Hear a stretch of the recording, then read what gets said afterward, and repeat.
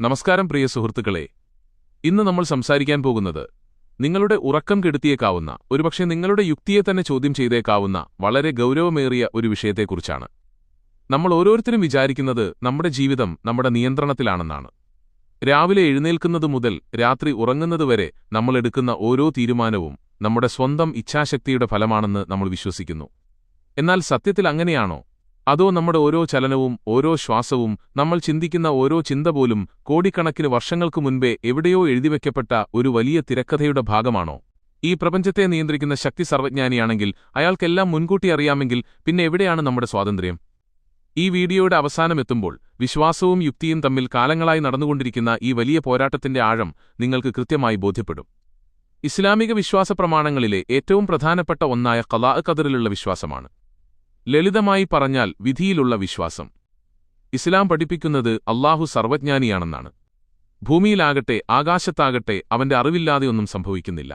മരുഭൂമിയിലെ മണൽത്തരികൾക്കിടയിലൂടെ ഒരു കറുത്ത ഉറുമ്പ് നടന്നു നീങ്ങുന്നതും അർദ്ധരാത്രിയിൽ ഒരു ഉണങ്ങിയ ഇല മരത്തിൽ നിന്ന് അടർന്നു വീഴുന്നതും അവൻ അറിയുന്നു. ഖുർആനിലെ സൂറത്തുൽ ഹദീദിലെ 2-ാം വചനം ഒന്ന് ശ്രദ്ധിച്ചു നോക്കൂ.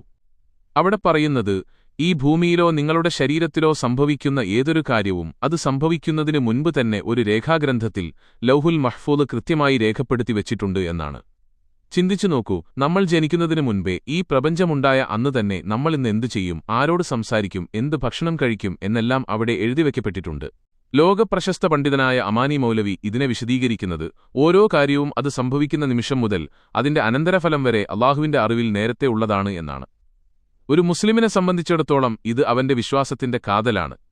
എന്നാൽ ഇവിടെയാണ് വലിയൊരു വൈരുദ്ധ്യം ഉടലെടുക്കുന്നത്. എല്ലാം നേരത്തെ നിശ്ചയിക്കപ്പെട്ടതാണെങ്കിൽ, നമ്മുടെ ജീവിതം ഒരു പ്രീ റെക്കോർഡഡ് സിനിമ പോലെയാണെങ്കിൽ പിന്നെ എന്തിനാണ് നമ്മളെ വിചാരണ ചെയ്യുന്നത്? എന്തിനാണ് സ്വർഗവും നരകവും? നമുക്ക് കുറച്ചുകൂടി ആഴത്തിലേക്ക് പോകാം. സൂറത്തുൽ അന്നഹലിലെ 93-ാം വചനത്തിൽ അല്ലാഹു പറയുന്നത്, അവൻ ഉദ്ദേശിച്ചിരുന്നെങ്കിൽ മനുഷ്യരെയെല്ലാം ഒരേ സമുദായമാക്കുമായിരുന്നു എന്നാണ്. എന്നാൽ അവൻ ഉദ്ദേശിക്കുന്നവരെ വഴിപിഴപ്പിക്കുകയും അവൻ ഉദ്ദേശിക്കുന്നവരെ നേർവഴിയിലാക്കുകയും ചെയ്യുന്നു.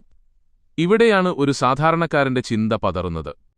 ഒരാൾ തെറ്റുകാരനാകുന്നത് അല്ലാഹു അങ്ങനെ ഉദ്ദേശിച്ചതുകൊണ്ടാണെങ്കിൽ ആ വ്യക്തിക്ക് എങ്ങനെ മറ്റൊരു വഴി തിരഞ്ഞെടുക്കാൻ കഴിയും? വഴിപിഴപ്പിക്കപ്പെട്ടവൻ ശിക്ഷിക്കപ്പെടുന്നത് എന്ത് നീതിയുടെ അടിസ്ഥാനത്തിലാണ്? ഒരു കളിപ്പാവയെ ചരടിൽ കെട്ടി ആടിക്കുകയും ഒടുവിൽ ആ കളിപ്പാവ തെറ്റായ ദിശയിൽ ആടിപ്പോയി എന്നു പറഞ്ഞ് അതിനെ തല്ലിത്തകർക്കുകയും ചെയ്യുന്നതുപോലെയാകില്ലേ ഇത്? ഈ വിഷയത്തെക്കുറിച്ച് ബുഖാരിയിലും മുസ്ലിമിലും ഉദ്ധരിക്കപ്പെട്ട ഒരു ഹദീസ് വളരെ പ്രധാനപ്പെട്ടതാണ്. ഗർഭപാത്രത്തിൽ വെച്ച് ഒരു കുഞ്ഞിന് 4 മാസം പ്രായമാകുമ്പോൾ അല്ലാഹുവിന്റെ ഒരു മലക്ക് വരികയും അവന്റെ വിധി എഴുതുകയും ചെയ്യുന്നു. അവന്റെ ആയുസ്സ്, അവന്റെ ഭക്ഷണം, അവന്റെ പ്രവൃത്തികൾ, പിന്നെ അവൻ ഭാഗ്യവാനാണോ അതോ നിർഭാഗ്യവാനാണോ എന്നതുമാണത്. പ്രവാചകൻ തുടർന്ന് പറയുന്നത് കേട്ടാൽ നമ്മൾ അമ്പരന്നു പോകും. ഒരാൾ ജീവിതകാലം മുഴുവൻ നന്മകൾ ചെയ്ത് സ്വർഗ്ഗത്തിലേക്ക് 1 മുഴം ദൂരം മാത്രമുള്ള അവസ്ഥയിലെത്തുമ്പോൾ അവന്റെ തലയിലെഴുത്ത് അവനെ മറികടക്കുന്നു. പിന്നീട് അവൻ നരകവാസികളുടെ പ്രവൃത്തികൾ ചെയ്യുകയും നരകത്തിൽ പോവുകയും ചെയ്യുന്നു. തിരിച്ചും സംഭവിക്കാം. ഇതിനർത്ഥം നമ്മുടെ പ്രയത്നത്തേക്കാൾ ഉപരിയായി ആ ഗർഭപാത്രത്തിൽ വെച്ച് എഴുതപ്പെട്ട ആ അദൃശ്യലിഖിതമാണ് നമ്മുടെ അന്ത്യം നിശ്ചയിക്കുന്നത് എന്നല്ലേ? ഇത് കൂടുതൽ വ്യക്തമാക്കാൻ നമുക്ക് ചരിത്രത്തിലെ ഒരു ഉദാഹരണം നോക്കാം. നാഥുറാം വിനായക് ഗോഡ്സെ മഹാത്മാഗാന്ധിയെ വെടിവെച്ചുകൊന്നു. വിശ്വാസപരമായ കാഴ്ചപ്പാടിൽ ഗാന്ധിജിയുടെ മരണം അല്ലാഹു മുൻകൂട്ടി നിശ്ചയിച്ചതാണ്. അദ്ദേഹത്തിന്റെ മരണം ഗോഡ്സെയുടെ വെടിയേറ്റായിരിക്കണം എന്നതും ആ വിധിപുസ്തകത്തിലുണ്ട്. ഇനി ഗോഡ്സെയുടെ ഭാഗത്തുനിന്ന് ചിന്തിച്ചു നോക്കൂ. ഗോഡ്സെയ്ക്ക് ഗാന്ധിയെ കൊല്ലാതിരിക്കാൻ കഴിയുമോ? ഇല്ല. കാരണം ഗോഡ്സെ അന്ന് ആ കൃത്യത്തിൽ നിന്ന് പിന്മാറിയാൽ അല്ലാഹു നേരത്തെ കണ്ടുവെച്ച ആ അറിവ് തെറ്റും. അല്ലാഹുവിന് തെറ്റുപറ്റുക എന്നത് അസാധ്യമാണ്.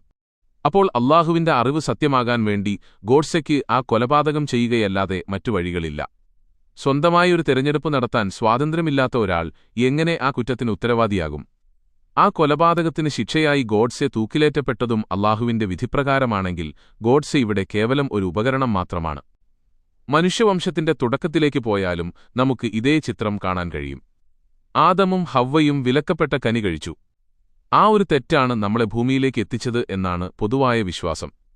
എന്നാൽ ഖുർആൻ തന്നെ മറ്റൊരിടത്ത് പറയുന്നത്, ഭൂമിയിൽ ഒരു പ്രതിനിധിയെ നിയോഗിക്കാൻ പോകുന്നു എന്ന് മനുഷ്യസൃഷ്ടിപ്പിന് മുൻപേ അല്ലാഹു മലക്കുകളോട് പറഞ്ഞിട്ടുണ്ട് എന്നാണ്. അങ്ങനെയെങ്കിൽ ആദമിനെ സ്വർഗ്ഗത്തിൽ താമസിപ്പിച്ചത് തന്നെ ഭൂമിയിലേക്ക് അയക്കാനുള്ള ഒരു നാടകത്തിന്റെ ഭാഗമല്ലേ?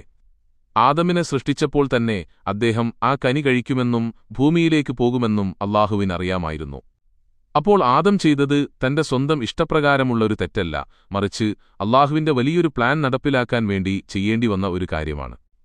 ഇവിടെയാണ് ഡിറ്റർമിനിസം എന്ന സങ്കല്പം വരുന്നത്.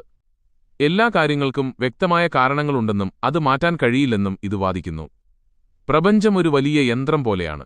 അതിലെ ഓരോ പല്ലുചക്രവും എപ്പോൾ തിരിയണം എന്ന് നേരത്തെ ക്രമീകരിച്ചിരിക്കുന്നു. നമ്മൾ കൈ ഉയർത്തുന്നതോ ഒരു വാക്ക് പറയുന്നതോ പോലും ആ ക്രമീകരണത്തിന്റെ ഭാഗമാണ്. ദൈവം സർവജ്ഞാനിയും സർവശക്തനുമാണെങ്കിൽ മനുഷ്യന് ഒരടി പോലും മുന്നോട്ട് വയ്ക്കാൻ സ്വാതന്ത്ര്യമില്ല. കാരണം ദൈവത്തിന്റെ അറിവിനെ മറികടക്കാൻ മനുഷ്യന് കഴിയില്ല. നമ്മൾ എന്തു ചെയ്യുമെന്ന് ദൈവത്തിന് അറിയില്ല എന്ന് പറഞ്ഞാൽ ദൈവത്തിന് സർവജ്ഞാനമില്ല എന്നുവരും. എന്നാൽ ദൈവത്തിനെല്ലാം അറിയാമെന്ന് പറഞ്ഞാൽ മനുഷ്യന് തീരുമാനങ്ങൾ എടുക്കാൻ അധികാരമില്ല എന്നും വരും. പല മതപണ്ഡിതന്മാരും ഇതിനെ ന്യായീകരിക്കാറുണ്ട്. ദൈവം കാണിച്ചു തന്ന 2 വഴികളിൽ ഒന്ന് തിരഞ്ഞെടുക്കാനുള്ള സ്വാതന്ത്ര്യം മനുഷ്യനുണ്ട് എന്നവർ പറയും. എന്നാൽ അവർ പറയുന്ന ആ തിരഞ്ഞെടുപ്പും നേരത്തെ അല്ലാഹു അറിഞ്ഞതല്ലേ എന്നതാണ് മറുചോദ്യം. നിങ്ങൾ വലതുവഴി തിരഞ്ഞെടുക്കുമെന്ന് അല്ലാഹുവിന് നേരത്തെ അറിയാമെങ്കിൽ നിങ്ങൾക്ക് ഇടതുവഴി തിരഞ്ഞെടുക്കാൻ കഴിയില്ല. അപ്പോൾ ആ തിരഞ്ഞെടുപ്പ് പോലും ഒരു മിഥ്യയാണ്. ഇതൊരു ചെറിയ സംവാദമല്ല.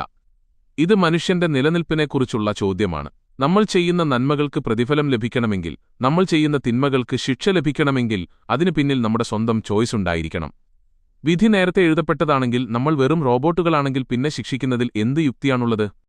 ഒരു സിനിമയിലെ വില്ലനെ ആ സിനിമ കഴിയുമ്പോൾ പോലീസ് പിടിക്കുന്നതും ശിക്ഷിക്കുന്നതും കണ്ടിട്ട് നമ്മൾ ആ വില്ലനോട് ദേഷ്യപ്പെടാറില്ല. കാരണം ആ നടൻ തിരക്കഥാകൃത്ത് എഴുതിയത് അഭിനയിക്കുക മാത്രമാണെന്ന് നമുക്കറിയാം. അങ്ങനെയെങ്കിൽ ഈ ലോകത്തെ വില്ലന്മാരും കൊലപാതകികളും ആ വലിയ തിരക്കഥാകൃത്തിന്റെ നിർദ്ദേശം പാലിക്കുകയല്ലേ ചെയ്യുന്നത്? പ്രിയപ്പെട്ട സുഹൃത്തുക്കളെ, ചിന്തിക്കുന്നവർക്ക് ഇതിൽ വലിയ പാഠങ്ങളുണ്ട്. ഈ പ്രപഞ്ചം നമ്മൾ വിചാരിക്കുന്നതുപോലെ ലളിതമായ ഒന്നല്ല. വിശ്വാസത്തിന്റെ കണ്ണിലൂടെ നോക്കുമ്പോൾ എല്ലാം അല്ലാഹുവിന്റെ തീരുമാനമാണ്. എന്നാൽ യുക്തിയുടെ കണ്ണിലൂടെ നോക്കുമ്പോൾ മനുഷ്യന്റെ സ്വാതന്ത്ര്യവും ദൈവത്തിന്റെ സർവജ്ഞാനവും ഒരേ സമയം നിലനിൽക്കുക എന്നത് അസാധ്യമാണ്. നമ്മുടെ ജീവിതം നമ്മുടെ ചോയ്സാണോ അതോ ആരോ എഴുതിവെച്ച തിരക്കഥയിലെ വെറും അഭിനയം മാത്രമാണോ? നമ്മൾ എന്തിനാണ് ജീവിക്കുന്നത്? നമ്മുടെ ഓരോ പ്രവൃത്തിയും അർത്ഥശൂന്യമാണോ?